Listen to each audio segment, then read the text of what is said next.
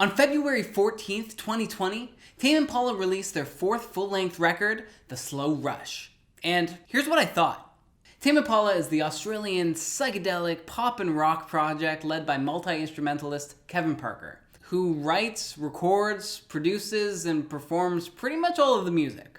I first caught wind of their project in late 2012 with the release of their second album, Lonerism, which at the time kind of saw Kevin transitioning from more like psychedelic garage rock to a little bit more polished pop psychedelic rock. I remember telling friends that Lonerism was like if the Beatles just kept taking more drugs after Revolver. He followed up Lonerism with Currents in 2015, which had a more polished kind of pop vibe.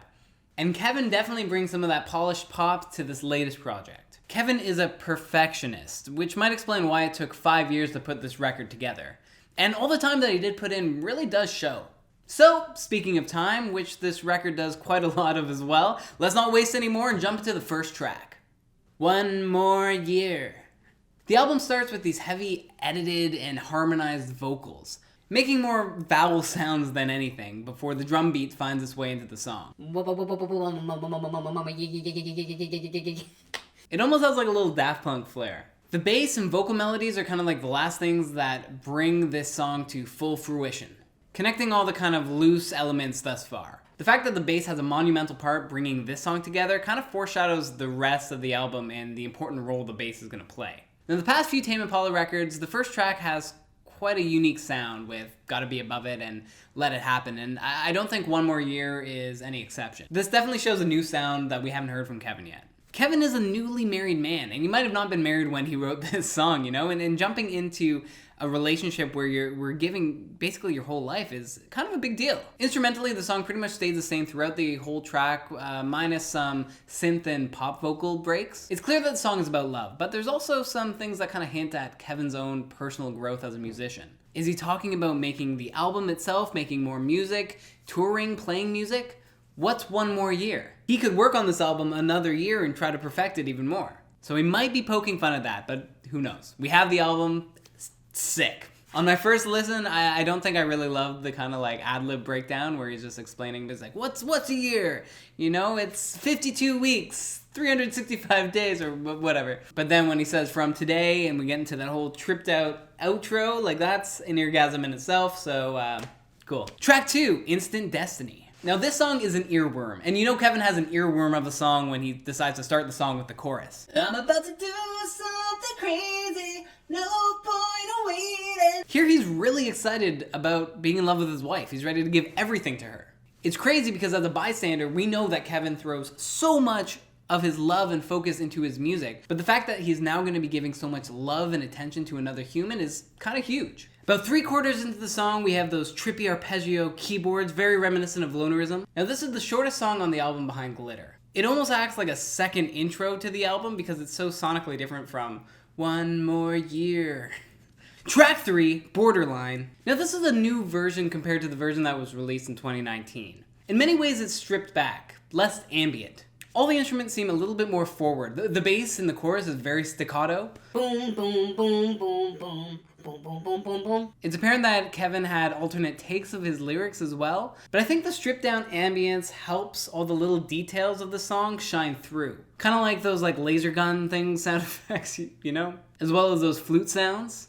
It's all very apparent and I think gives Borderline its own unique kind of charm within this whole album. I do really miss the lyric, LA really messed me up, but hey, I gotta move past that. That is lost in yesterday, 2019.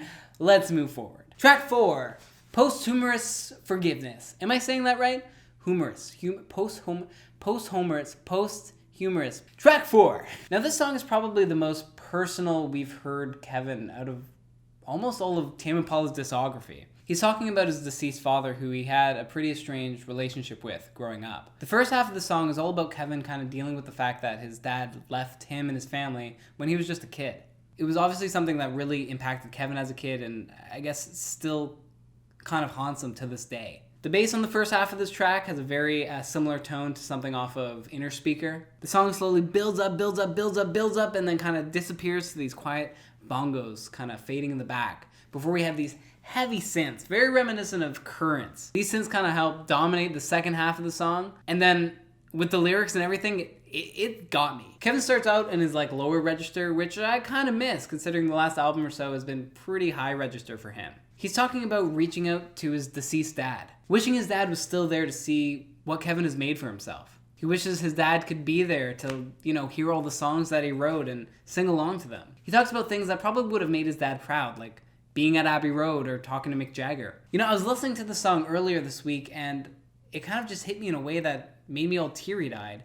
Something that doesn't typically happen when I'm just passively listening to music. It's beautiful. You gotta give Kevin big ups for taking this risk, and yeah, it sounds great. Track 5, Breathe Deeper. Some spacey piano with that like groovy bass, and then Kevin throws his soft but godly vocals on top. This song takes all that is dancey from Currents and turns it up to 11. I can totally see people just meeting and falling in love to this song. And the lyrics are full of positive affirmations. I think I know what kind of love language Kevin is.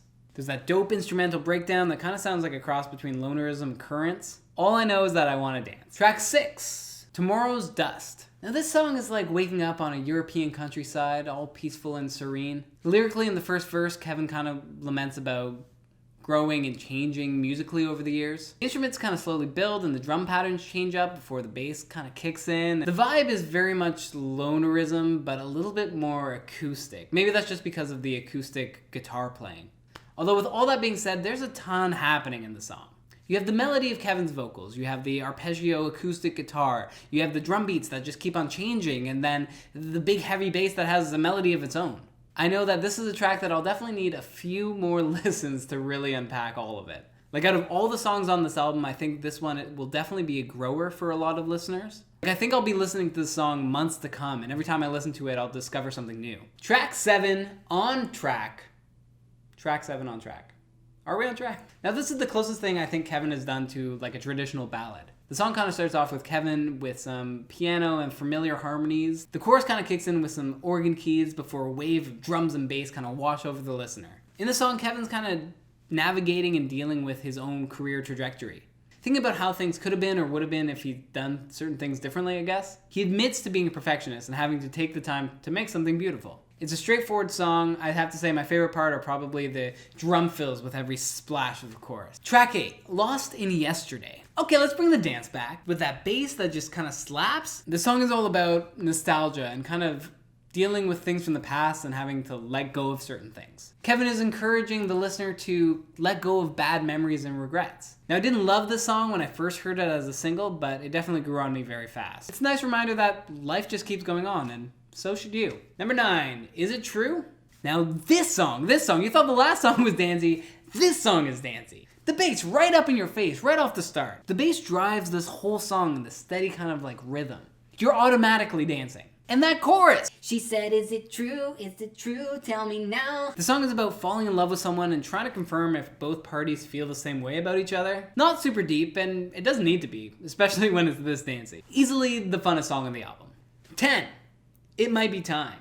Now this song was first released at the very end of October of 2019. And I know when I first heard it, I just replayed the song over and over and over again. The spaced out keyboards kind of remind me a little bit of like a Supertramp vibe.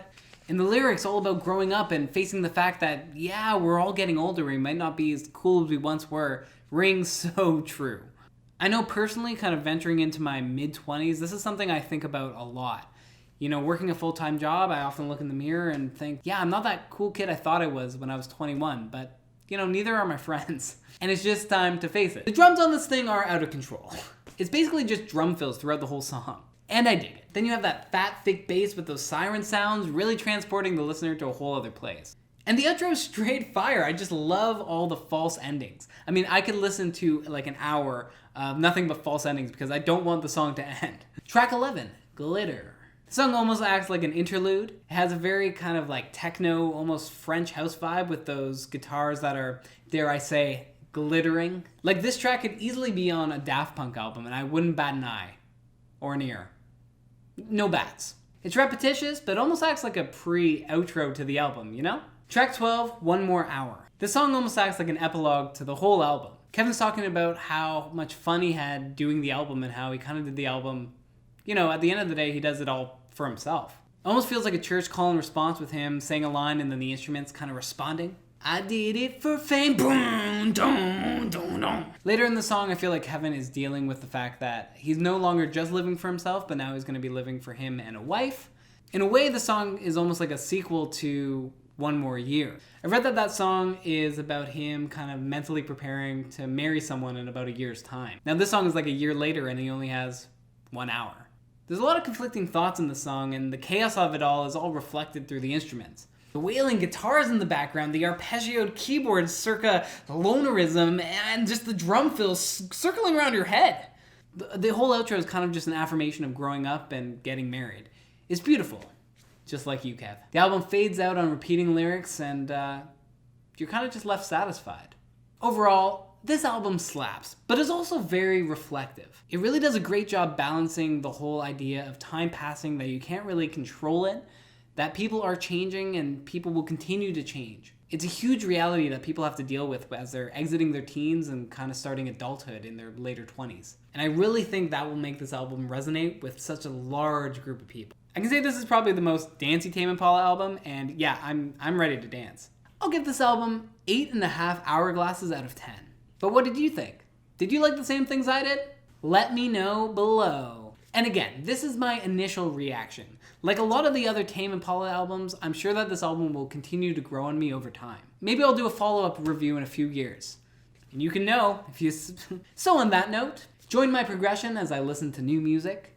Subscribe, like, or take a hike. Until next time, peace.